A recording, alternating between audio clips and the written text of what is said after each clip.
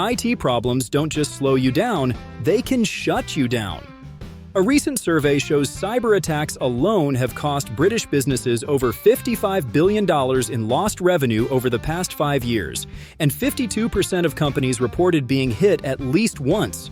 These are the kinds of disruptions that kill productivity and crush trust.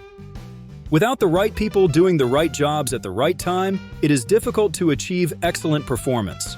That's Lambros Bowers, Vice President at NetOps Consulting. And he's pointing to something a lot of businesses miss. It isn't just wires and screens, it's the system keeping your entire operation moving.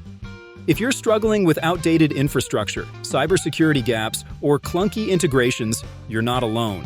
Many companies deal with the same recurring IT issues: slow networks, downtime, human error, and compliance headaches.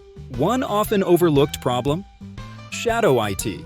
When employees use unapproved software that opens the door to security and compliance risks. But here's the good news: these issues aren't permanent. With regular tech audits, modular system upgrades, and automated backups, you can prevent most downtime before it starts. Layer in multi-factor authentication and security training, and you've already covered a huge chunk of your risk.